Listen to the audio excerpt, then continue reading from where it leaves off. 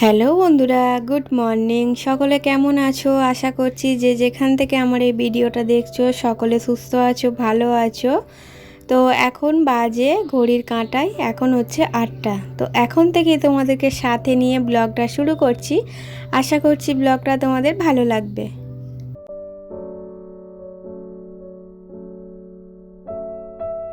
এখানটায় যে জামা কাপড়গুলো থাকে না, এখান থেকে আর সরে না। তো যতই গোছায় না কেন, তো এই মেশিনের ওপরটা দেখতে পাচ্ছ আর কি, ওপরটা কত জামা কাপড় জড়ো হয়ে থাকে এখানটা। তো এইমাত্র কয়েকটা জামা কাপড় গোছালাম। তো বিশেষ করে ওখানে কয়েকটা গামছা না সব সময় ওখানটায় থাকে। তো বৃষ্টির দিনে খুব অসুবিধা হয়, গামছা হাতের সামনে রাখতে হয়, বিশেষ করে আমার হাজব্যান্ডের জন্যে। তো গামছা না খুঁজে পেলে মাথা খারাপ করে দেয় কাজ থেকে যখন বাড়ি ফেরে বৃষ্টির সময়, হাত পা মোছার জন্যে। আর এমনিতেও নোংরা, মানে বাইরে থেকে ঘুরে আসার পর এমনি ঘরে ঢোকে না হাত পা না ধুয়ে, তাই জন্য এই গামছা সব সময় রাখতে হয়। আর এখন এই বইয়ের তাকটা আর কি গোছাবো। তো আমার মেয়ে এমনভাবে রাখে, তো পরীক্ষার বোর্ডটা এটা এমনভাবে ছিল, তো আমার হাজব্যান্ড যতবার এখান দিয়ে যাওয়া আসা করছে বোর্ডটা লেগে লেগে সব জিনিস পড়ে যাচ্ছে। তাই জন্য আমাকে বললো এই জায়গাটা একটু গুছিয়ে দিতে। তো ওদিকে স্নান করতে গেছে, মানে স্নান হয়ে গেছে, মন্দির ধুচ্ছে। তো সেই ফাঁকে আমি এখানটা গুছিয়ে রাখছি, এখানটাতেই ওর কাজকর্ম আছে, মানে পুজো করবে আর করবে। তো ঘরের এই ঠাকুরটার পুজো করে না, বাইরে আমার আর একটা ঠাকুর আছে, ওই ঠাকুরের পুজোটা ও করে। আর যেহেতু ঘর মোছা হয় না, তাই জন্য ঘরের পুজোটা বাকি থেকে যায়। তো ওটা আমি বেলায় করি, সমস্ত ঘরের কাজকর্ম রান্না বান্না মিটিয়ে ওটা আমি করি।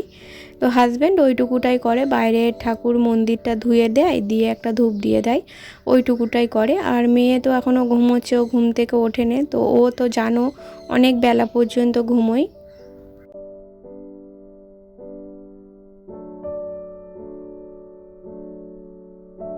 আজকে সানডে, তো সানডেতে তো আমার হাজব্যান্ডের ছুটি থাকে না। তো সবারই সানডে ছুটি থাকে, কিন্তু আমার হাজব্যান্ডের ছুটি নেই। আর আমাদের কথা তো বাদ দাও, আমাদের কোনো দিনই ছুটি থাকে না। সানডে কি আর মনডে কি, কোনো দিনই আমাদের ছুটি থাকে না। সংসারের কাজের কোনো রকম ছুটি থাকে না, একমাত্র কোথাও গেলে তারপরে। তো কোথাও তো সেরকম আমি বাড়ি থেকে বেরোই না, একমাত্র মায়ের কাছে ছাড়া আমি কোথাও ঘুরতেও যাই না। তো ঘুরতে গেলে কি বলো তো, সত্যি কথা বলতে ঘুরতে গেলে হাতে টাকা লাগে। তো সেই টাকাটাই যদি আমি মানে সংসারের চালানোর টাকা থেকে আর কি আমি ঘুরতে যাই, তারপরে সারা মাসটা আমার চলবে কি করে, সেই সব হিসাব করে না আমাকে চলতে হয়। তো জীবনে এমন পরিস্থিতি মাঝে মাঝে আসে না, সব শখ আহ্লাদ আমাকে মানে শেষ করে দিতে হয়। তো সেটাই আর কি আমি করি। যেই থেকে আমার বিয়ে হয়েছে না, আমার মানে বিয়ের আগে যেই সব শখ আহ্লাদগুলো ছিল, সেগুলো বিয়ের পর আমি সবই নষ্ট করে দিয়েছি। তো মাঝে সাঝে সংসারের এমন পরিস্থিতি হয়, তো কি বলবো। তো এটা সবার ক্ষেত্রে হয়, সুখ দুঃখ নিয়েই জীবন, সবার ক্ষেত্রেই এটা হয়। আর এখানে দেখো মানি প্ল্যান্টের কটা পাতা না এই এটার মধ্যে বসিয়েছিলাম, তোমাদের তো দেখিয়েছি। তো কয়েকটা ডাল দেখছি পাতা আর কি শুকিয়ে গেছে, তো সেগুলো ফেলে দিয়ে জল পাল্টে, এটাকে মেজে জল পাল্টে আবার ভালোভাবে গাছগুলো এর মধ্যে দিয়ে দিচ্ছি।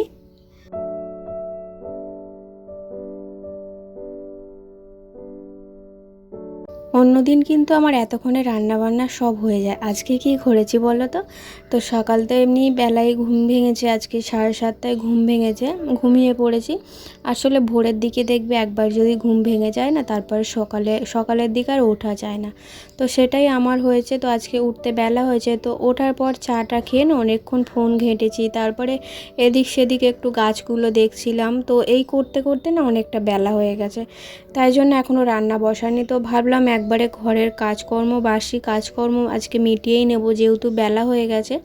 তো মেয়েও এখনও ঘুম থেকে ওঠেনি, তো ও উঠলে তারপরে আমি টিফিন করব, একা একা তো টিফিন করতে পারি না। তাই ভাবলাম রান্নাটা পরে করব, টিফিন করে নিয়ে রান্নাটা করব, তার আগেই ঘর দালানগুলো মানে ঝাড়ু দিয়ে নিই। আর দেখো না এত মাকড়সার জাল হয় না, যে কি বলবো, প্রতিদিনই আমাকে এই পরিষ্কার করতে হয়। আর মাসে তো একবার পুরো ঘর আমাকে মানে ডিপ ক্লিন করতে হয়। তো ভাবছি কবে থেকে করব কিন্তু সময়ের অভাবে হয় না। যেহেতু আমি সংসারের কাজ বাদ দিয়ে আমি একটা হাতের কাজ করি, তো সেই কাজ না কমপ্লিট না হলে না আমি করতে পারি না। তো এবারে ভাবছি যখন আর কি ওইগুলো দিতে যাব, মানে হাতের কাজ যখন হয়ে যাবে, যখন দিতে যাব তখন একটু অল্প করে নিয়ে আসবো কাজ। কারণ এই কাজ করতে করতে না আমার সংসারের অনেক কাজই আর কি পড়ে থাকে, যেগুলো জমা হয়ে থাকে, একবারে করে উঠতে পারি না।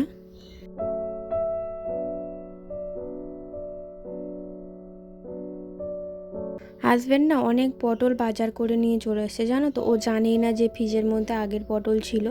তো 2 সপ্তাহের পটল জমা হয়ে হয়ে অনেক পটল হয়ে গেছে, আর এখন তো পটল খেতেই নেই। তাও কি করব, বাধ্যতামূলক খেতে হচ্ছে। তো বড়দের মুখে শুনেছিলাম তো রথের সময় নাকি পটল খেতে নেই। তো যাই হোক, কদিন খাইনি, কিন্তু আজকে করছি। পটলগুলো নইলে নষ্ট হয়ে যাচ্ছে, সবার আগের পটলগুলো একদম হলুদ হয়ে যাচ্ছে। আর আজকে সানডে, তোমরা হয়তো ভাবছো যে মাংস কেন করছি না। তো আজকে গোটা মাংস করছি, এই যে 3টে আর কি ডিম রান্না করব। গোটা মাংসই বলে এটাকে, গোটা মুরগি। তো এটাই আজকে করবো। হাজব্যান্ডকে বলেছিলাম যে সকালে কি রান্না করব না করব। তো হাজব্যান্ড বললো আমার মাংস খেতে ভালো লাগছে না, তুমি একটু যাও কিছু করে ফেলো। তো তাই জন্যে আমি এই 3টের মতো ডিম করছি একবেলার জন্য, আর একটু পটল ভাজছি। তো একটু শাক হলে ভালো হতো, যেহেতু আজকে হাজব্যান্ড বাজারে যায়নি। তো শাকটা আমি কোথায় পাবো, দেখি কাল একটু বলবো শাক আনার জন্য, অনেক দিন শাক খাওয়া হয়নি।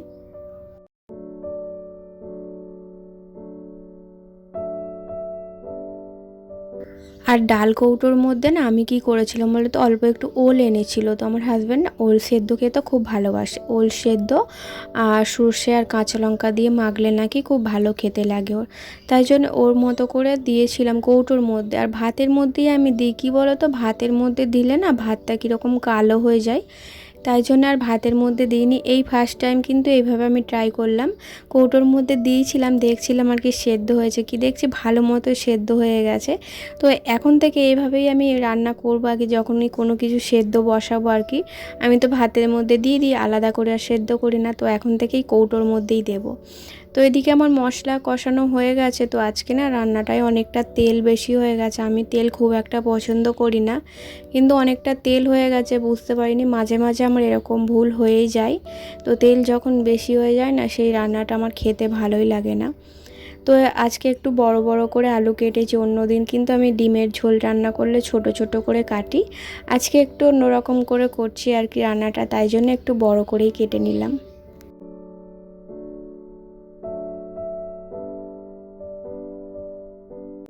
সকালে যে বাসনগুলো মেজেছিলাম সেগুলোই এখন যেখানে জিনিস সেখানে গুছিয়ে রাখছি, কারণ অনেক বাসন হয়েছে। তো সেই সব বাসনগুলো মেজে আমাকে গামলির মধ্যে উপর করতে হবে। তো মাঝে সাঝে গেটের সামনেটা আর কি দিই, দরজার সামনেটা উপর করে দিই যখন রোদ্দুর লাগে। তো আবার মাঝে সাঝে গামলির মধ্যেই দিই। আর একটু গাছগুলো জল দিয়ে দিচ্ছি। তো আর এই গাছটা না রোজই একটু একটু করে জল দিতে হবে, নইলে একদিন না জল দিলে মাটি একদম শুকিয়ে যায়। আর শুধু ভয় লাগে গাছটা না নষ্ট হয়ে যায়। আর এই গাছগুলো একটু বেশি করে জল লাগে। তো আমি এমন জল দিয়েছি তো যাতে নিচে থেকে আর কি জল টোপে পড়ছে, যেহেতু টবের পেছন দিকে একটা করে ফুটো করা থাকে, তো সেখান দিয়ে জল পড়ছে। আর দেখো এদিকে আমার রান্নাটা হয়ে গেছে। আর একটু ডিম দেওয়ার আগে না একটু তরকারি তুলে রাখলাম, কারণ কি বলো তো, সকালে টিফিন করার জন্য। তো এই তরকারিটা দিয়ে আমি আর মেয়ে মুড়ি মাখিয়ে খেয়ে নেব। তো আমরা সকালের দিকে খুব কমই টিফিন বানাই। তো মেয়ের জন্য স্কুলের জন্য মাঝে সাঝে বানিয়ে দিই, কিন্তু আমি কিন্তু বানিয়ে খাই না। আমাদের টিফিনটা বলতে গেলে বেশিরভাগ মুড়িটাই খাওয়া হয়। আর সপ্তাহে একটা দিন দোকান থেকে আনা হয় কচুরি কিংবা পরোটা, নইলে ইডলি ধোসা এইসব আনা হয়। তো বাকি সময়, বাকি সারা সপ্তাহ কিন্তু আমাকে এই মুড়ি খেতে হয়, নইলে মাঝে সাঝে একটু ময়দা মেখে রেখে দিই। তো সেই ময়দা সকালের দিকে একটু রুটি কিংবা পরোটা করে নিই। তো ওই দিয়ে আমাদের টিফিনটা হয়ে যায়। তো এদিকে আমার ঘর মোছা হয়ে গেছিলো, তো সেটা মপটা আর কি একটু ভালো করে ধুয়ে আর রোদে দিয়ে দিচ্ছি, মেঘলা হয়ে আছে। তো এই বাসনগুলো শুকনো হয়ে গেছে, এগুলো তুলে নিচ্ছি, নিয়ে আরও বাসন আছে সেগুলো উপর করে দেবো। তো বন্ধুরা চলো, আজকের ব্লগটা কেমন লাগলো জানিও কমেন্ট করে। ভালো লাগলে একটা লাইক করো, চ্যানেলটি সাবস্ক্রাইব করে দিয়ে আমার পাশে থেকো। দেখা হবে পরের ভিডিওতে। ততক্ষণ সবাই ভালো থেকো, টাটা।